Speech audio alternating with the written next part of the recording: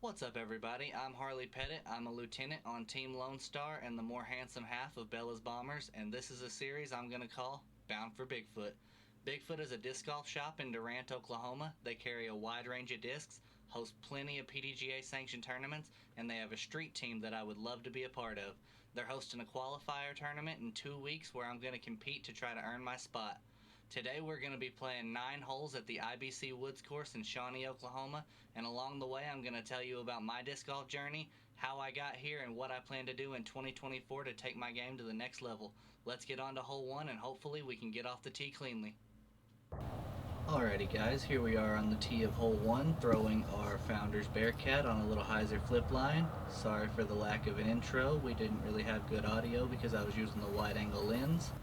We're going to step up and tap this out through this little group of trees in front of us. Should be able to collect the birdie. Well, I've definitely played that hole worse in the past. My disc golf journey started about like everyone's, I would imagine. My cousin came over with some cheap Walmart Frisbees and asked if I wanted to go play. I didn't have anything else to do, so I tagged along. We went to Johns Park in Seminole, Oklahoma, which I hope you'll get the chance to see at some point in this series, and we played. We didn't know the layout, we didn't really know the rules, but we had a blast throwing, and we went back a few more times until finally we met someone playing for real, and they taught us the basics. That guy let us know that there was a course a couple miles out of town called The Mission, and there were a couple guys that play out there most weekdays around noon. Let's stop there for now and see how we do on hole 2, and when we come back, we'll go from there. Alrighty, hopefully y'all can hear me now. This is a 177-foot par 3. We're going to go straight at it with this penny putter, and hopefully we can do something special.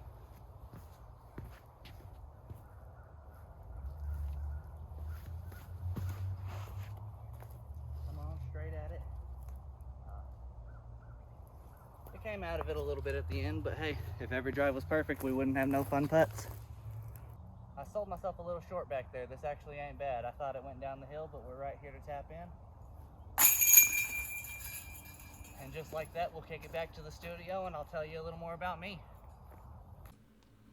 Oh, I can't believe that didn't go in. It was an absolute bullet, probably. I haven't actually filmed the round yet. So at this point in the story, I bought a few discs and I think I'm pretty good. We go to the Mission right about noon to meet up with Ray and Shane. Shane was the Parks and Rec guy for the tribe, which was in charge of maintaining the course.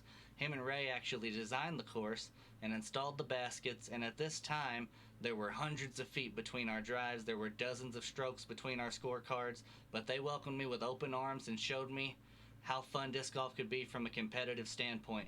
Eventually, my drives got longer, my scorecard started to look a little more like theirs, and we started talking about tournaments. We'll get into those after I show hole 3, who's boss. Alrighty, so far I've managed to stay 2 down through 2. This is a 140-foot really easy chip up hyzer. Hopefully we can keep our streak alive. We just got a small gap to hit. We're going to go that penny putter once again.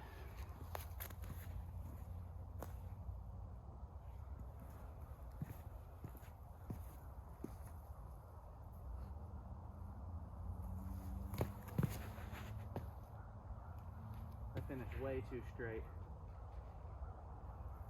That's going to be a tricky putt. I slipped on this little thing. Always clear your tee pads, folks. So after a less than stellar tee shot, this is what I have left. Let's see if I can make a miracle happen. Oh, wow.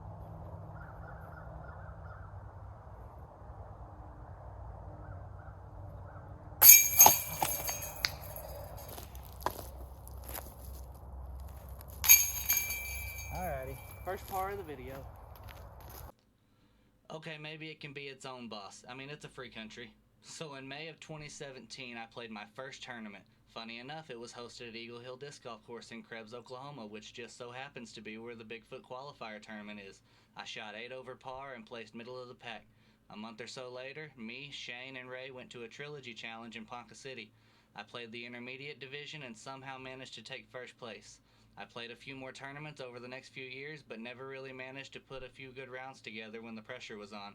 I found more and more disc golfers in my area, and eventually I had a pretty solid group of people to play with on a regular basis, but between the fun and casual rounds and the adult responsibilities becoming a reality, I kind of just lost interest in playing disc golf competitively. I got married, I had a baby, I got a good job, and disc golf just kind of took a back seat. Obviously, it didn't stay that way, or we wouldn't be here talking now. So let's play hole 4, and when y'all come back, we can talk about how that fire got reignited. Y'all like the little swipe up? I wrote a script for this because I am horrible at talking to the camera. But anyway, let's get into hole 4. Hopefully I don't embarrass myself. Alrighty, this one's really hard to film because it's a blind shot off the tee. So I'm actually gonna walk you guys up here, make the corner with you, point you at the basket, and hopefully you'll see my disc fly into frame shortly.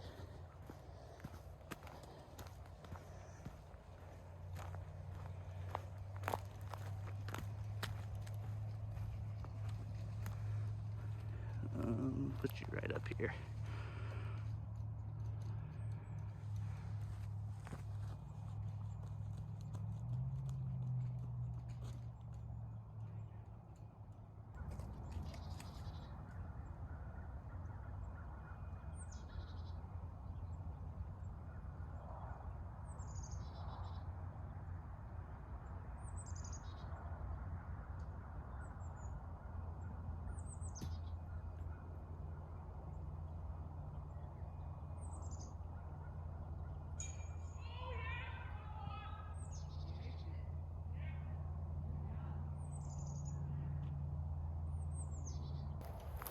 Alrighty, we let my buddy Greg play through. Shout out to him for hitting an ace on hole 2 back there. I hope y'all can hear that in the audio. But we're gonna let him get a little further along, and then we're gonna take this putt. It looks like it's a little obstructed, but I love an elevated basket, so let's see if we can give it a bid.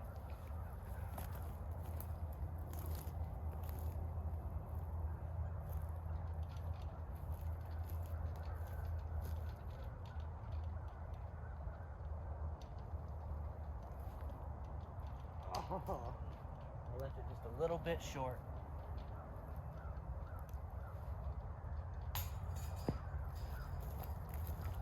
Looks like we're drawing up another par. See if I can just selfie cam this one.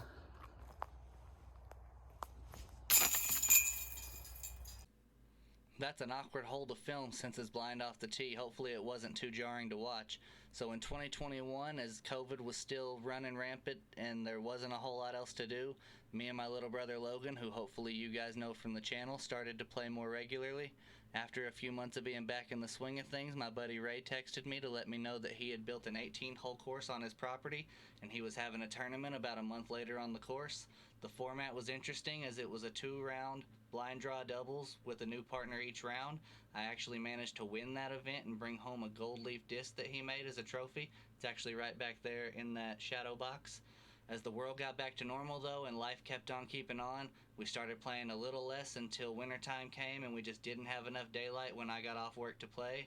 It was looking like history was going to repeat itself and disc golf was going to get pushed onto the back burner once again.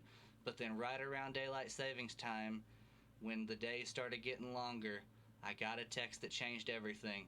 Let's see this absolute park job on hole 5 and then I'll tell you what it said. Welcome back, guys. We're on our 5th hole for the day. This is a 170-foot par 3. We're going to throw the Bearcat at it. We're aiming for the basket on the bottom.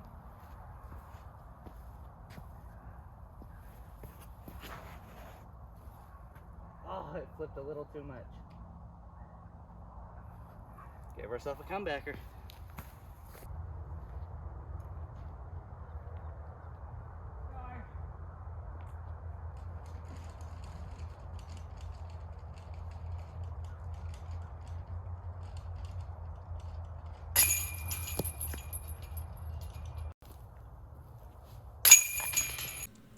Hey, I've always been the type to park far away from the door. Quit judging me. So after months of not being able to play and not even being sure I was going to play disc golf again, I got a text from Ray. And it had been almost a year since his tournament that I won. And sure enough, he was going to have it for a second year. I showed the flyer to Logan and he got excited and we both agreed to start practicing whenever we could to prepare for the tournament. Along the way, we joined the Seminole County Disc Golf Association and they were starting a doubles league, and at that point Bella's Bombers was born and we were hooked again. We went on to play in Ray's tournament. We didn't win this year, but we managed to win a practice basket in the raffle that took place afterwards, and that really helped Logan's putting as we got ready for these sanctioned tournaments. because Ray's tournament as well as the doubles league sparked that competitive spirit inside of us, and we decided that we wanted to do some sanctioned events. I helped Logan sign up for the PDGA, and we were off to the races. During this time, we were fortunate enough to join Team Lone Star. We got on their Ranger team, and we had to rebuild our bags pretty much from scratch. This really benefited my game in the long run because I had a bunch of gaps in my bag that I never even realized beforehand.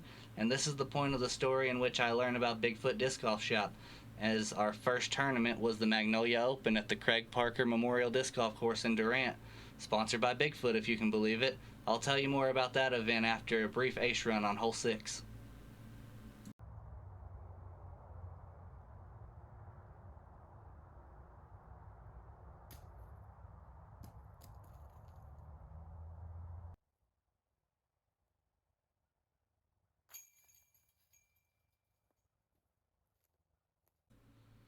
It felt good out of my hand. What do you want me to say?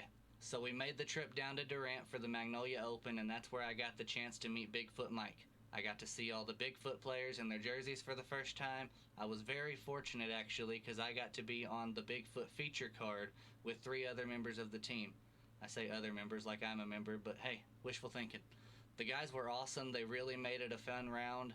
I went on to shoot my highest rated round of the year at 954. I had a mediocre second round that dropped me to middle of the pack, but I had a great time at the event, and I left Durant that Sunday knowing I wanted to find a way to get on the team. I kept my eye out the rest of the season for any events that were being presented by Bigfoot, and I made it out when I could, and each time I was impressed with how Bigfoot Mike ran the events and how much he went above and beyond to give the players the best experience that he could offer them. I reached out a time or two asking what I could do to get on the team, and after hole 7, I'll let you know what he said.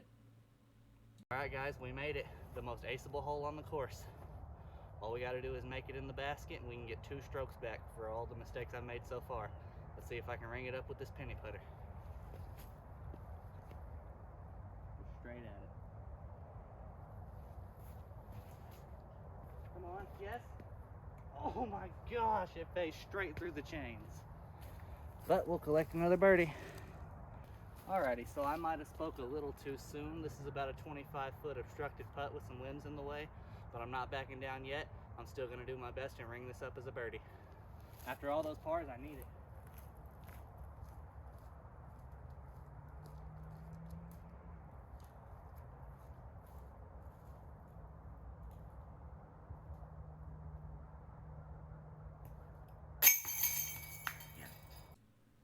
That's such a fun hole. I hope I gave it a good bid. So I messaged Bigfoot Mike and I asked him what I could do to join Team Bigfoot. He let me know to be on the lookout for a podcast or video that would be releasing in the near future explaining how.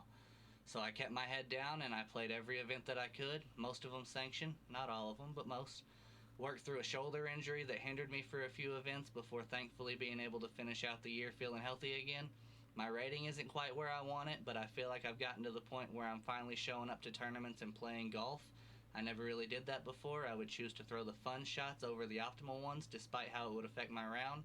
My putt feels better than it ever has. I'm more comfortable with my bag than I've ever been. And then the podcast gets released while I'm feeling my best. Find out what was said on the podcast if I could learn to talk. Find out what was said on the podcast after a brief message from hole 8.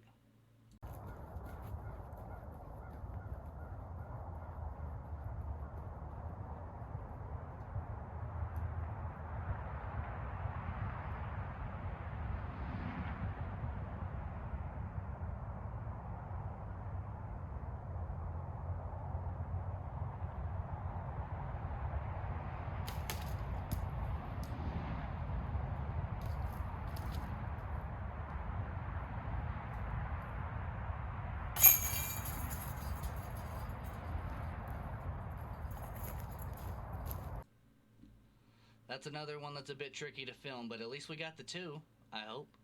Anyways, the podcast finally came out, and Bigfoot Mike let us know that there was going to be a Bigfoot qualifying tournament at Eagle Hill Disc Golf Course in Krebs, Oklahoma.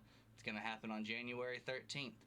In this event, the top 2 players of each division will be offered a spot on the team. How fitting is it for it to be held at the same course where my first ever tournament was held 7 years ago?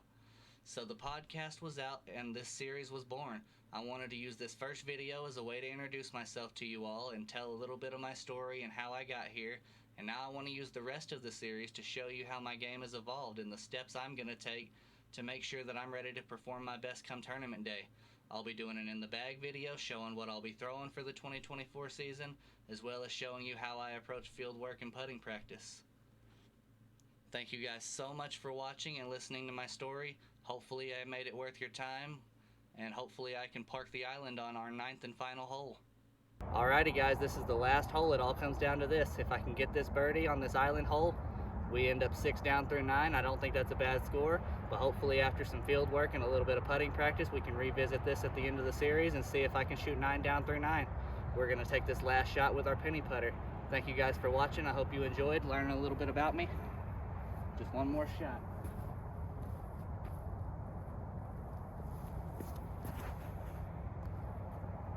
Oh, that looks good. Make it through the trees. I think that's a park job, guys. Thanks again.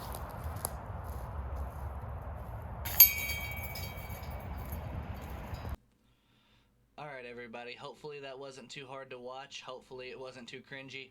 I had a script I was going off of because when I tried to do it a cappella off the dome, it just wasn't coming out right. I was rambling and not getting the points across that I wanted to. I hope that y'all kind of get the gist of who I am and why I want this so bad and how I got here, and I hope you'll stick around to see what I do moving forward. I'm going to show up and play the best golf I can on the 13th, and I hope I qualify for Team Bigfoot. But either way, we're going to have a great 2024 season. I'm going to be representing Team Lone Star, and we're going to try to get our rating up, try to get some wins, try to have a good season. Thank you all for watching.